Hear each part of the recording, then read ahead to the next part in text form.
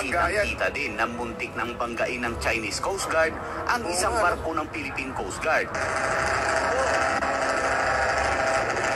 Ang hindi alam ng Chinese Coast Guard ay nakabantay pala sa impapawid ang isang reconnaissance plane ng Amerika. Mula sa Oh, teka lang. Bago tayo dumao dyan, mautol. Na nga lang yung pinaka natin pinakakapitan natin kasi paulit-ulit lang naman binubuli ang ating Philippine Coast Guard dahil alam naman nila talaga na kayang-kaya nila tayo. Tsaka syempre yung mandato ng ating Philippine Coast Guard siguro bawal sila mag-engage sa mga kung baka na magresulta ng violenteng pangyayari. Okay? Na magsisilbing mitya nga naman ito ng mga dugundigmaan. So yun yung iniiwasan ng ating Philippine Coast Guard. So yun, shout out mga Cadaver Cats. Panibagong reaction tayo ngayon mga kasardinas mga kababayan, no? Ngayon, ready ba kayo? Kung sakaling magkakagera, ikaw kayo bang humawak ng baril? Pero wag naman sana. Pero nag-aadya, no? Ang panganib dito sa Pilipinas. So sana mag-pray tayo na wag sumiklab ang gera, no? Dito sa Pilipinas. Alam niyo naman, pagka may gera, napakahirap, no? Lahat ng napundar mo, lahat ng pinaghirapan mo, ubos yan, wasak yan. At maraming buhay ang malalagas, no? Dito sa video na to guys, papakita ko sa inyo ang nakakagimbal at nakakatakot na magsisiklab, no? Nag-i-spark umi-spark talaga. Ay grabe, no? Lahat nababahala, no? Konting spark lang to mga Cadaver Cats ay talagang magkakagulo, no? Huwag naman sanang loobin ng Panginoon na mangyari sa bansa natin yan. Kasi dito sa Pilipinas, naghihirap na nga, magkakaroon pa ng gera. Oh my God, huwag naman sana. Alright, magre-reaction video tayo. Papakita ko sa inyo, baka hindi nyo pa napapanood to. Alright, pakinggan nyo. Pakinggan nyo ha, mga Cadaver Cats ha. Ito. Supply mission ng ating Philippine Coast Guard sa mga personals natin Yan, sa yan. Ignition, mga utol. Bagamat naging matagumpay, ay nagkaroon na naman ng aberya dahil ng harang at gumawa ng dangerous maneuvers na naman ang China Coast Guard. Oh my God! Wait. Yun, unang-una pa lang ha. Nagmaneuver daw. Nagmaniobra? Ay grabe. Ang tapang talaga ng mga China, ano? Kasi ang mga China, marami silang kagamitan, maraming mga napundar na about sa mga gera. Kaya nga, tayo Pilipinas, binubuli, no? Diretso tayo. Tignan nyo. Diyan, okay? Actual video. Kaya pala umatras yung China Coast Guard, yung recon aircraft ng Amerika ay nagbabala sa mga barko ng China. Yan ang ating aalamin. Mula kay John Rex, subscribe siya. Pakilike na rin yung video game niya. Okay. So mga Cadaver Cats, no? Buti na lang daw, mayroong aircraft. Talagang palang tinutulungan tayo ng Amerika, no? Tumutulong ang Amerika, hindi alam ng China, nasa taas pala, no? Nakamonitor ang mga China pag binuli or may ginawang anomalya sa mga kababayan nating mga Philippine Coast Guard or Navy is andyan sila nakasuporta, no? Ito, tuloy natin. Ito. Ang mga barko ng Philippine Coast Guard kasama ang dalawang resupply boat patungo sa Ayungin ay sinalubong na ito ng mga Chinese Coast Guard at mga Chinese militia vessels. Dito na nagsimula ang radio challenge. Chinese Coast Guard 2161. To avoid misunderstandings and miscalculations, please inform us your intentions. China Coast Guard 21616. This is Philippine Coast Guard vessels. BFP Sindangan, MRRP 4407. Conducting local routine maritime patrol within the Philippine Exclusive Economic Zone. In accordance with international and Philippine national law, we are proceeding according to our planned route. Request to stay clear from our passage in accordance with the collision regulation. Over. At kitang Grabe no mga utol, no? Okay. Sabi niya lagi ng So ayan guys, nagkasalitaan na, no? nagpaliwanag tong Philippine Navy. Okay, okay, no? Ay, grabe. Babae pa yun ang salita. Oh my goodness. Diba, nakakatakot yan, mga ka-Pilipinas, no? Nakakatakot yan. Konting spark lang yan. Nako, pag nagkapalitan yan, nagkakaanuhan lang yan eh. Dati binomba yung Philippine Coast Guard, mga Philippine Navy, kung ano man yung nagbabantay sa karagatan, no? Palagian yan ang Wait. nangyayari. Palagian yung ginagawa. Okay, so wait lang. Easy. So, dati binobomba lang tayo ng tubig, yung mga bantay dagat, no? Binobomba ng tubig, no? Meron pang isang ginawa diyan. Hindi naman daw nila pinatamaan, pero yung sa isang video, is kitang-kita talaga binomba, you know? Binomba yung barko ng Pilipinas. Eh, syempre, maliliit ang barko ng Pilipinas. Ano yung tubig, bombahin ka ba naman? No? Eh, syempre, may mga baril yan. Eh, buti hindi nag-i-spark, no? Hindi kumakalabit ng baril. No, diretso tayo. Sa ating exclusive economic zone. Tapos, walang sawa. Pag nag-statement sila sa media, ang China, palaging pinalalabas nila na mali ng Pilipinas. So ano masasabi nyo dyan? Parang nakakapagod na silang kausapin, no? Para sa akin, mga utol. Kasi ito pa, merong ako mga nababasang comments sa Facebook pag naglalabas ako ng mga video tungkol sa China o sa disputes natin sa China at sa mga sinasabi o statement ng China na minsan may mga Pinoy pa na nagsasabi na parang sobrang kampi ko sa Amerika, na para sinisira ako na yung China, hindi ko daw marinig kung anong, ano pa bang kailangan ko maintindihan dyan, mga utol? Anong kailangan natin maintindihan? Ayan na sa harapan natin, no? Kaliwat kanan na, yung pangaharas na ginagawa sa ating Philippine Coast Guard na pinapractice lang naman yung ating mga karapatan, yung sovereign rights. Wala naman tayong nilalapag na batas. Sino ba lumalapag dito, mga utol? Ano sa palagay nyo? O ano kailangan kong gawin? Kampihan ko yung mali. Kumakampi tayo sa panig na tama. At palagay ko naman, ay nasa tama ang ating Philippine Coast Guard. Yan, Nasa Philippine tama Coast ang Guard. Pilipinas. O kayo, mga utol, kayo tatanungin ko, sinong tama dyan? Okay, pa-comment na lang, ituloy na natin. Balikan lang natin to. Clear from our passage in accordance with the collision regulation. Over. At kitang-kita sa video ang mabilis na pagmaniobra ng isang barko ng Chinese Coast Guard. Yan, At tingnan nyo, gustong guys. ihiwalay ang barko ng Philippine Coast Guard sa resupply boat. Oo. Ayan hinaharang talaga. Grabe, mga utol. Siyempre, pwede po maggayan. Kitang-kita din na muntik ng banggain ng Chinese Coast Guard ang isang nga, no? barko ng Philippine Coast Guard. Ang hindi alam ng Chinese Coast Guard ay nakabantay pala sa impapawid ang isang reconnaissance plane ng Amerika. Mula sa Teka lang. Bago tayo dumao dyan, mga utol. Na nga lang yung pinaka natin pinangakapitan natin kasi paulit-ulit lang naman binubuli ang ating Philippine Coast Guard. Dahil alam naman nila talaga na kayang-kaya nila tayo. Tsaka syempre yung mandato ng ating Philippine Coast Guard siguro, bawal sila mag-engage sa mga kung baka na magresulta ng violenteng pangyayari. Yan. Na magsisilbing mitya pa naman. Yun, mga kadaver cats, yun talaga. Pag hindi nakapagtimpi ang Philippine Coast Guard, yan, yung mga tigabanday dagat natin, no? At ay hindi inaasahan na talagang nagkaroon ng putukan, alam na. Paano kung itong China, lumaban sa Amerika, no? Yung nasa taas, itong nasa aeroplano. Pag tinira yan, syempre tatawag yan sa China, yung mismong mga aircraft niyan, lilipad dyan, no? Magraratrata na yan. Naku po, Diyos ko. Awanin. No, napakahirap niyan. Kasi mag-spark lang yan, Talagang may pagkakalagyan ng mga sambayan ng Pilipino at ay talagang nakakatakot yan.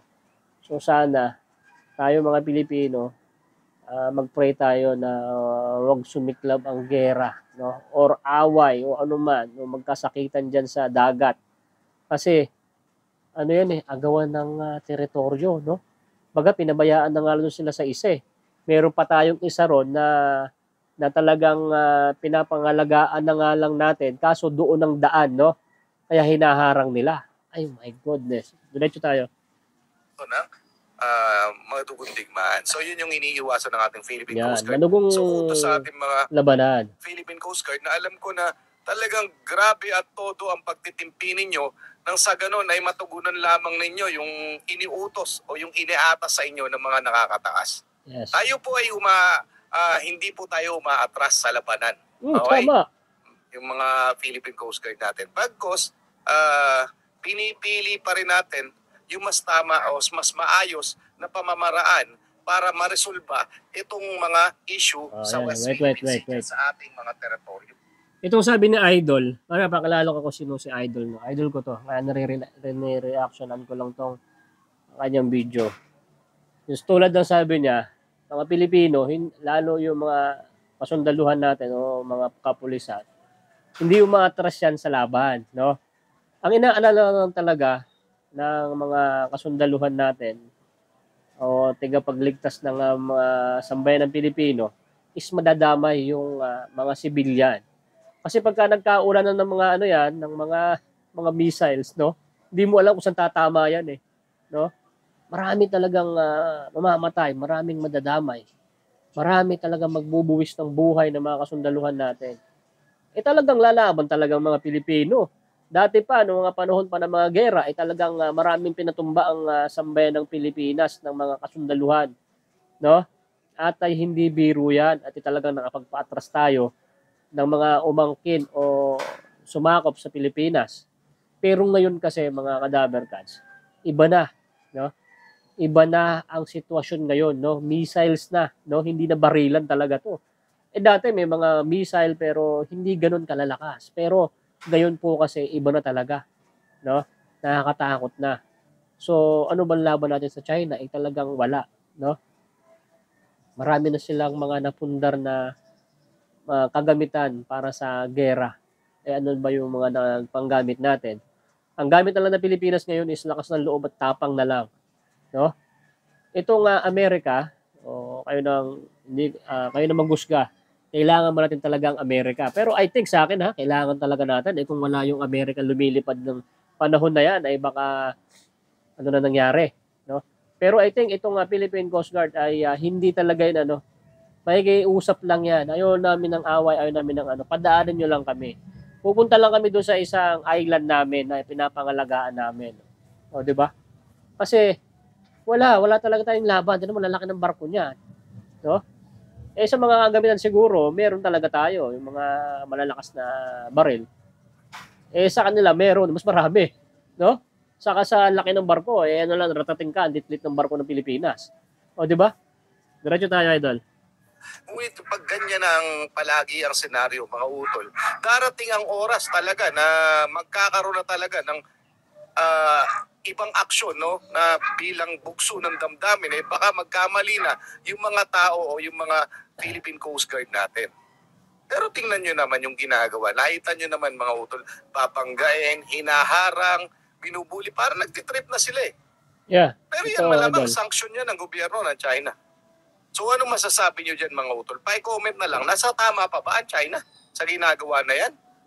Tama ba yung ibang Pinoy na parang mali pa ng Pilipinas na magpakampi sa Amerika, na magpasaklolo sa Amerika? Tingnan na nandyan yung aircraft reconnaissance. O yun, mga Pilipino, sabi ni Idol, no, tama ba na magpakampi tayo sa Amerika? On that time, tinan nyo, kung walang nag-warning na Amerika, no, na nasa taas, nasa himpapawid, tinawagan ng Coast Guard ng China, no? Atras man sila. Takot pala sila sa Amerika, no? Lumilipad pala, hindi nila nakikita, meron pala sa langit, no? Meron man tayo aircraft na lumipad. Baka pag sinabihan, this Philippine, nandito kami sa aircraft, nandito ako sa jet plane. Umurong na kayo, baka tawanan ka pa. Kahit ba sasabihin ng China, ano ngayon, kung aircraft ka dyan, na lumilipad kang jet plane ka, o di ba? Nung nalaman na American o US, yung lumilipad sa taas, abay, nagdalawang isip. Alright, so ano ba? I-comment mo rito, kampi ba tayo sa Amerika o hindi? Pero marami, syempre, tulad nga sabi ni Idol marami pa rin, yung iba dati pa no? Umalis ang Amerikano dito, ayaw namin ng Amerika, nagpapahawak, o di ba? Ngayon, tinutulungan nga tayo nito O di ba? Diretso. Aircraft ng Amerika para i-challenge yung o nabantayan ng China. Kasi dyan lang sila lang ang tanging dahilan kung bakit hindi pa gumagawa ng ibang kakaibang galawan itong China. Hanggang doon na lang muna sila dahil naiilang talaga sila dahil alam nila ang kalalabasan yan kapag nagkaroon niya ng violent bakbakan Di ba mga utol?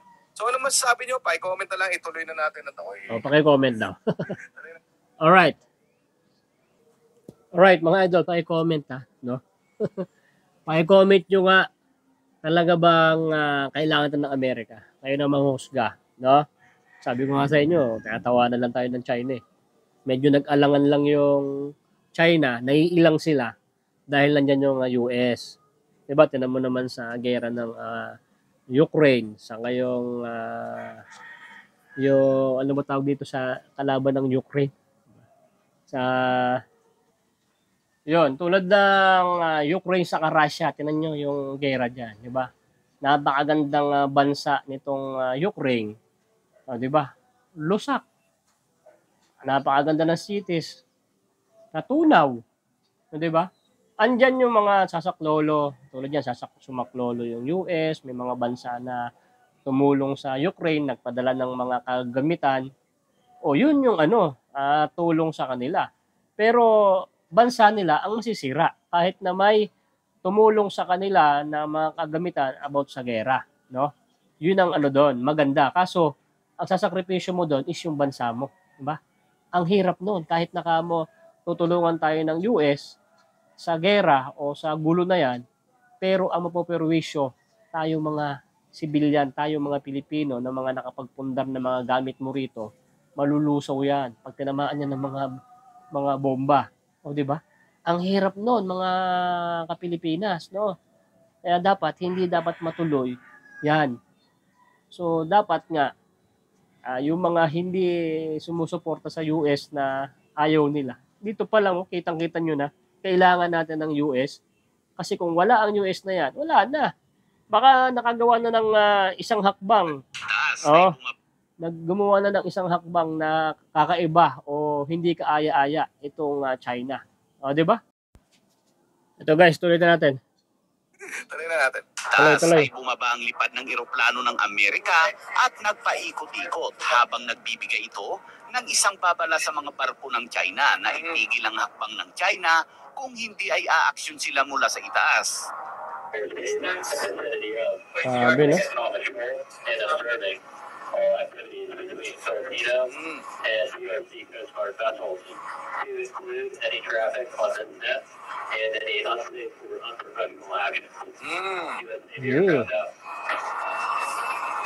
Ganda rin, no? Namataan naman ang isang Chinese Navy ship pero kaagad naman umano itong umalis.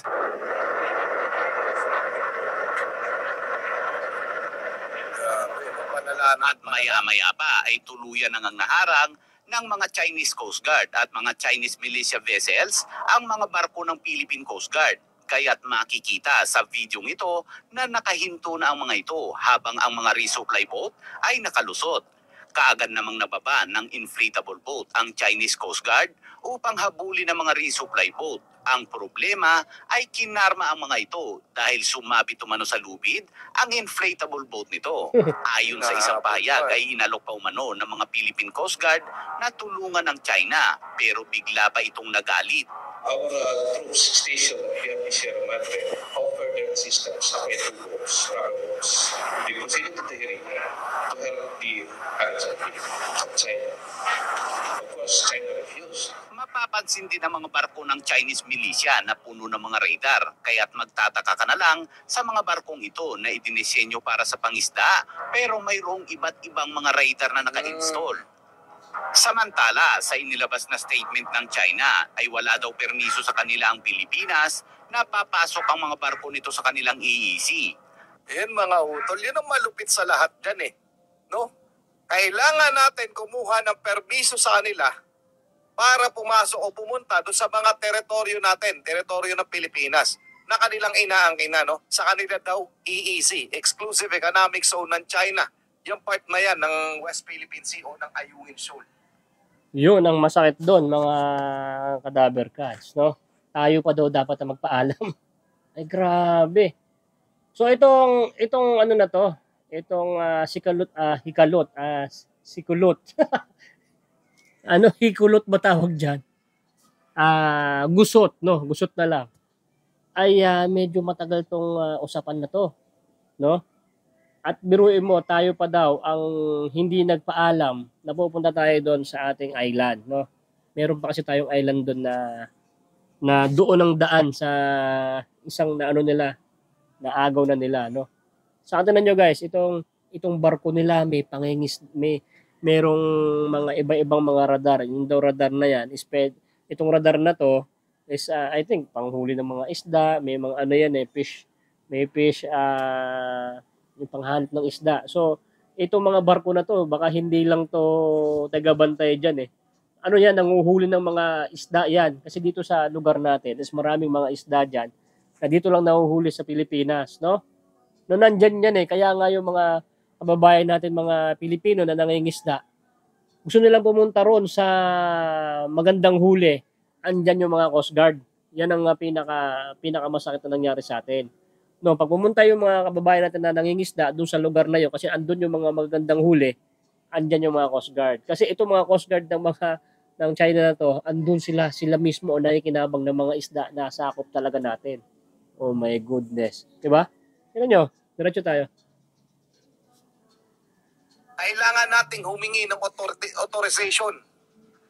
Kaya tayo hinaharang sa ating teritoryo. Kasi feeling nila kanila talaga yun. Ano ba? May mga Pinoy pa na bulag pa kayo. Oh.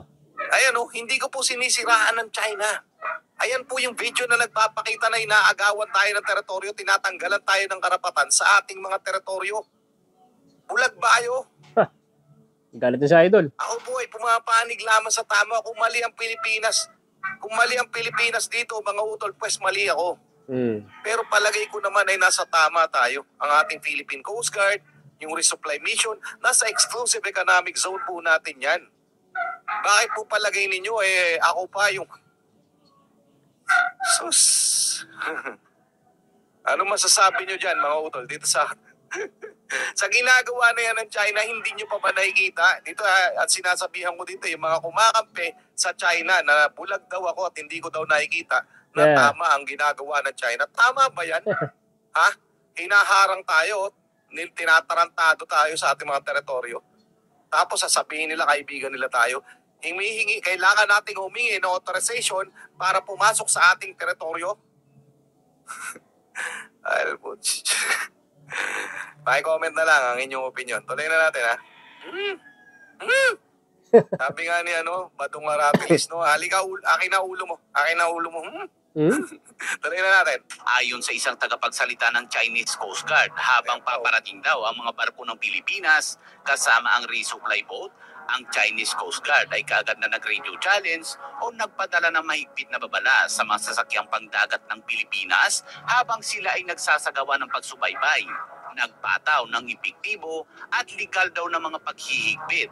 Ang Ren Aijiao o Ayungin na kanila raw isla ay mahigpit na pinagbabawalan ng Pilipinas na magdala ng mga illegal na materyales patungo sa illegal na nakasadsad na barko nito.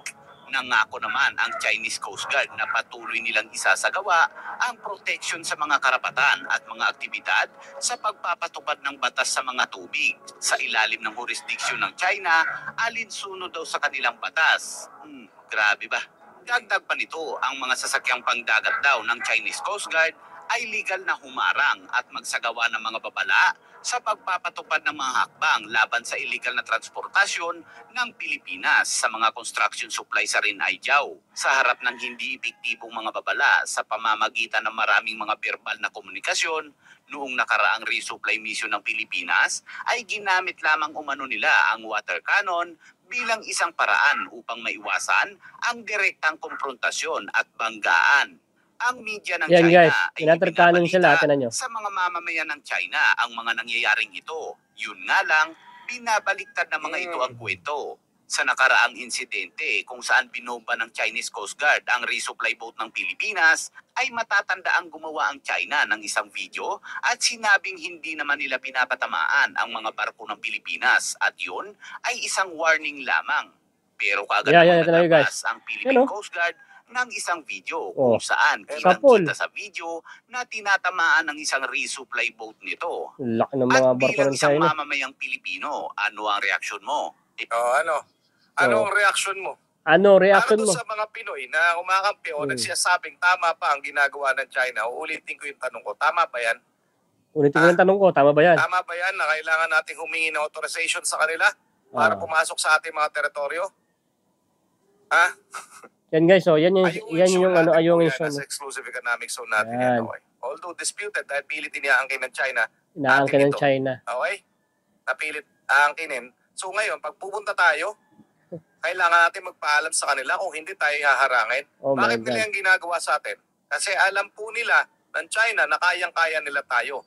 Ngayon, nung umalma ang United States, di ba? Nag-aalisan yung China Navy na ship umalis. Mga utol. Anong masasabi nyo dyan, mga utol? Ha? So, hayaan ko kayo magdesisyon. Hayaan ko kayo magbigay ng inyong opinion kung tama pa ba. Gumising nga kayo, yung mga iba. Maraming tulog, idol eh. Ayan harapan na tayo ninanakaway. Harapan na tayong inuulol, kumbaga, mga utol. Anyway, maraming salamat sa panonood. Maraming salamat thank you, sa channels. Maraming salamat sa inyo. Muli ako si Target Aquiles. Hindi ako the Real Southport Production. Ako'y nagpapasalamat sa inyong walang sawang pagsuporta. Yung nga pala idol si Alamin Natin PH. Pakipalo nga po si Idol Alamin Natin PH. Dito natin nakuha tong reaction na natin. So biruin nyo yun guys, no. Maraming pa kasimpleng mga Pilipino na mga tutulog daw ayon kay Alamin Natin PH. At ay hindi pa rin na nagigising sa katotohanan. Biruin nyo, kailangan pa magpaalam sa China. Kung pupunta tayo doon sa Ayungin Show. Yun na lang yung nakuha na nila yung isa, di ba? So, resupply na dadalin doon, sinaharang. Kasi yun na nga lang yung natin, pinoprotektahan. So, kanila pa pala yun, sa China. So, ang dyan, pag hindi natin pinupuntahan yan or pabayaan natin, wala na, makukuha na rin nila yan. So, syempre, ang gobyerno ng Pilipinas, protektahan natin yun kasi sa atin yan. So, ang nagiging problema, magpapaalam pa tayo sa China para makapunta ron. Kundi na lang, merong US na lumilipad, na nagbabantay, no? Dito sa ating katas sa taas. Para pag itong China is nambuli, dito kami. So, syempre, yun nga po ang nire-reaction natin, guys. Kasi pagka nagkaroon ng spark yan, at nagkaroon talaga ng madugong labanan, tutulungan nga tayo ng Amerika. Pero yung bansa natin ang mapoperwisyo. Itong bansa natin ang mawawasak. So, sana wag mangyayari yan. Pray tayo. Sana umabot sa magandang usapan na wag magkaroon ng madugong labanan or hindi magandang pagkaunawaan. Sana mapangunahan palagi ng magandang usapan na hindi mainit ng ulo para hindi nasakripisyo ang mga walang kinalaman, mga sambayan ng Pilipinas. Maraming salamat sa ng video na to. This is my reaction video. God bless. Bye-bye.